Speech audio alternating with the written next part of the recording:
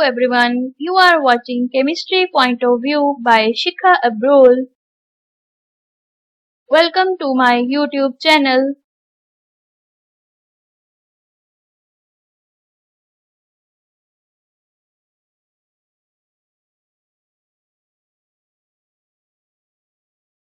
Thought of the day is education is the foundation upon which we build our future.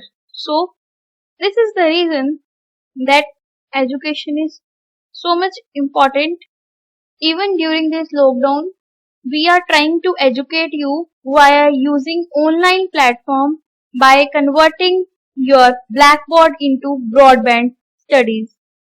Topic of the day is dual behavior of matter, de Broglie equation from chapter 2nd, structure of atom, class 11th. आज का हमारा topic है dual behaviour of matter. हम पिछले कुछ lectures में पढ़ चुके हैं कि जो मैटर है वो ड्यूल बिहेवियर शो करता है। हमने वेव नेचर भी पढ़ी थी जिसमें हमने वेव थ्योरी पढ़ी थी, ईएम वेव्स के बारे में पढ़ा था। उसके बाद हमने पार्टिकल नेचर पढ़ी जिसमें हमने प्लैंक्स कांस्टेंट के बारे में, ब्लैक बॉडी रेडिएशन के बारे में पढ़ा। उसके बाद हमने फोटो इलेक्ट्रिक इफेक्ट के बारे में पढ़ा था। वो सारी चीजें हमें एक मैटर के ड्यूल बिहेवियर को एक्सप्लेन करती हैं। First is wave nature, second is particle nature. उस बिहेवियर को डी ब्रॉगली ने एक्सप्लेन करने के लिए एक इक्वेशन दी थी और उसने हमें बताया था, he said that all moving material particles, जितने भी मूविंग मटेरियल पार्टिकल्स हैं, macroscopic as well as microscopic, have a dual nature. That means they have both character, wave character as well as a particle character और particle nature. And he gave us equation which is known as the de Broglie's equation, where lambda equals to h upon m nu, where lambda is wavelength, h is Planck's constant, m is the mass, and v is the velocity, and mass and velocity combined together known as the momentum. और ये आप लोगों को याद होगा formula, आप लोगों ने 9th क्लास में भी पढ़ा था फिजिक्स में, कंजर्वेशन ऑफ मोमेंटम। उसमें आपने mv लिया था मोमेंटम को, उससे आपको याद रहेगा। अब इसकी उसने डेरिवेशन कैसे की, अपनी इक्वेशन को उसने ड्राइव कैसे किया बेसिकली, सो दैट कि वो हमें वेव नेचर और पार्टिकल नेचर के बारे में बता पाए। तो उसने क्या किया, अकॉर्डिंग टू प्लैंक्स थ्योरी उसने हमें बोला कि एनर्जी किसके इक्वल थी, H nu, where H is Planck's constant. और उसने कहा हमें ये भी पता है कि न्यू किसके इक्वल था, सी अपॉन लैम्डा, क्योंकि हम वेव नेचर में पढ़ चुके हैं, सी इक्वल्स टू न्यू लैम्डा। तो इस अकॉर्डिंग इसको उसने दे दिया इक्वेशन नंबर 1 और उसने कहा according to Einstein, energy is equals to mc square, where m is mass, c is the speed of light. अब by comparing equation 1 and 2, उसने क्या बोला, लेफ्ट हैंड साइड इक्वल है तो राइट हैंड साइड भी इक्वल होंगी। H C upon lambda equals to M C square. दोनों तरफ c था तो c कट गया, c और स्क्वायर कैंसिल हो गया और हमारे पास बचा h upon M C equals to lambda. Lambda उस तरफ चला गया और ये टर्म mc वाली इस तरफ आ गई, क्योंकि हमें लैम्डा फाइंड करना था तो हमने लैम्डा इस तरफ भेज दिया और यहाँ पे हमारे पास आ गया lambda equals to H mc, क्योंकि हमें पता है डी ब्रॉगली की इक्वेशन में उसने लैम्डा इक्वल्स टू बताया था h अपॉन m न्यू, तो हमें वही एक्सप्लेन करना है। उसने बोला where lambda is h upon mc और उसने कहा ये c जो होता है स्पीड ऑफ लाइट थी। अगर हम स्पीड ऑफ लाइट की बात करें तो वो ऑब्जेक्ट उस स्पीड से मूव नहीं कर सकते, तो वो किससे मूव करेंगे, वो वेलोसिटी से मूव करेंगे। तो उसने न्यू सिंबल लिख दिया c की जगह पे, which is the velocity of the moving material object, and this equation becomes h upon m new. therefore lambda equals to h upon m new, यही थी h अपॉन m न्यू और यही थी इक्वेशन डी ब्रॉगली की। तो इस तरह उसने इक्वेशन ड्राइव की और इसमें उसने टर्म्स बताई, where lambda is wavelength, h is Planck's constant, m is the mass of object, nu is the velocity of the object. और by replacing m nu with p, we have a symbol p for a momentum. Rest of the things are same and we get a relation lambda equals to h upon b or h upon m nu, which is a de Broglie equation. So इस equation में अब आप देखो lambda किसके लिए use करते हैं हम, वेवलेंथ के लिए, और वेवलेंथ किसकी होती है, वेव की। तो लैम्डा रिप्रेजेंट कर रहा है वेव नेचर को और जो h है वो तो कांस्टेंट टर्म है और जो p है वो मोमेंटम है। और मोमेंटम आपको पता है हम किसी ऑब्जेक्ट का मेजर करते हैं और ऑब्जेक्ट किस नेचर का होता है, पार्टिकल नेचर का बेसिकली। तो इस तरह से डी ब्रॉगली ने वेव नेचर और पार्टिकल नेचर को इक्वेट कर लिया, that both are inversely proportional to each other. और इस तरह से उसने ड्यूल नेचर ऑफ मटेरियल और अ मैटर एक्सप्लेन किया।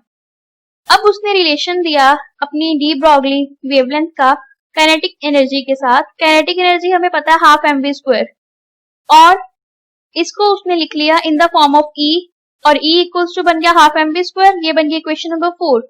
अब उसने इक्वेशन नंबर 4 के बोथ साइड 2m से मल्टीप्लाई कर दिया। दोनों तरफ जब हम 2m से मल्टीप्लाई करेंगे तो हमारे पास टर्म आएगी 2me इक्वल्स टू 1/2 2mv²। 2 से 2 कैंसिल हो गया, we get 2me equals to m²v²। और ये उसने क्यों किया? क्योंकि हमारे पास जो टर्म होती है डी ब्रॉगली इक्वेशन, उसमें lambda equals to h/m nu होता है, तो उसको न्यू स्क्वायर और म्यू स्क्वायर करने के लिए हमने यहाँ पे दोनों तरफ 2m से मल्टीप्लाई किए। अब फ्रॉम इक्वेशन 5 एंड 3, 5 इक्वेशन ये है और 3 इक्वेशन थी lambda equals to h/m new, आप पीछे जाके देख सकते हो। अब उसने दोनों इक्वेशन को जब कंपेयर किया तो उसने बोला ये जो m²v² है ये बेसिकली मोमेंटम है, तो it can be written as 2me equals to p²। और यहाँ से उसने p की वैल्यू निकाली, ये 2 इस तरफ चला गया तो पावर हाफ होगी, और हाफ पावर को हम स्क्वायर रूट में लिख लेते हैं, और p इक्वल्स टू आ गया स्क्वायर रूट 2me। तो अब इसको हमने पुट कर दिया इक्वेशन नंबर 3 और 6 को इक्वेट किया, तो लैम्डा किसके इक्वल आ गया? तो लैम्डा इक्वल्स टू आ गया h/√2me। और इस फॉर्मूले को यूज करके आप वेवलेंथ को काइनेटिक एनर्जी के साथ इक्वेट कर सकते हो। अब हम करेंगे questions. Find the wavelength of a 100 gram particle moving with the velocity of 100 metre per second. Velocity given है 100 metre per second, mass given है 100 ग्राम, इसको हम केजी में कन्वर्ट कर लेंगे क्योंकि h की वैल्यू जो हम यूज करते हैं वो केजीज में होती है। 6.626 10⁻34 kg मीटर स्क्वायर पर second which is a value of Planck's constant, इसलिए हमने मास को केजी में कन्वर्ट कर लिया। अब हमें सारी टर्म्स पता है, h पता है, m पता है, v पता है, तो हम पुट करेंगे और हमारे पास लैम्डा आएगा 6.626 10⁻35 मीटर। इसी तरह से हम नेक्स्ट क्वेश्चन करेंगे। Calculate the mass of photon of sodium light having wavelength and velocity. Wavelength भी गिवन है, वेलोसिटी भी गिवन है, हमें उसका मास फाइंड करना है। तो यहाँ पे वेवलेंथ को कन्वर्ट करेंगे मीटर में, वेलोसिटी हमें पता है, हम वैल्यूज पुट करेंगे तो हमारे पास फॉर्मूला क्या बन जाएगा h/v लैम्डा, और ये वैल्यूज पुट करने के बाद हमारे पास वैल्यू आएगी 3.75 10⁻36 kg। और अगर आपको ये कैलकुलेट करने में प्रॉब्लम आ रही है, इस तरह से डायरेक्ट आंसर नहीं आ रहा, तो आप एक बार चेक करना, आपकी वैल्यू कुछ इस तरह से आएगी और उसके बाद आप डेसिमल्स को आगे पीछे मूव कर सकते हो तो आपकी ये वैल्यू आएगी। अगर आपको डेसिमल्स को शिफ्ट नहीं करना तो आप डायरेक्ट आंसर भी लिख सकते हो, कोई प्रॉब्लम नहीं है। बस आपको 10 की पावर्स का ध्यान रखना है। वो कैसे?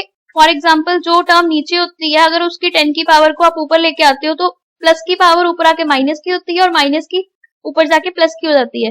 फॉर एग्जाम्पल यहाँ पे वेलोसिटी नीचे था तो वेलोसिटी की पावर नीचे +8 थी, ऊपर जाके -8 होगी, और लैम्डा नीचे -10 था तो ऊपर जाके +10 हो गया। यहाँ पे मैंने वो कैलकुलेशन दिखाई है, तो आप एक बार चेक कर लो, कैलकुलेशंस प्रॉब्लम ना हो, अदरवाइज आप न्यूमेरिकल इजीली कर लोगे।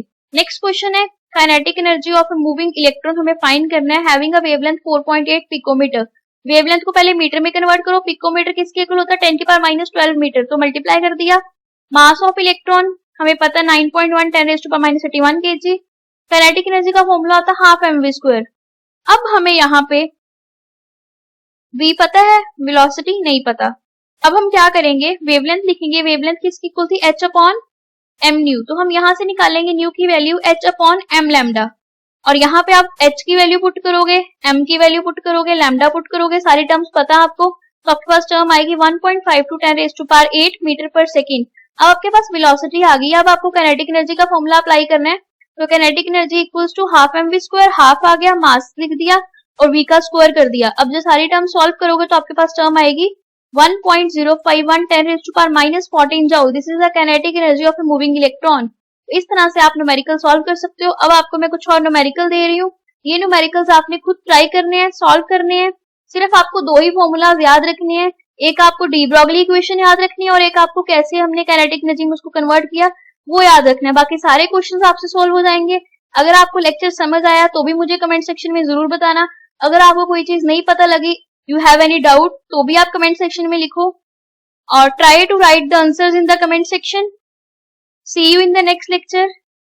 Till then, keep watching. Like and subscribe my channel. Share it with your friends. See you in the next lecture.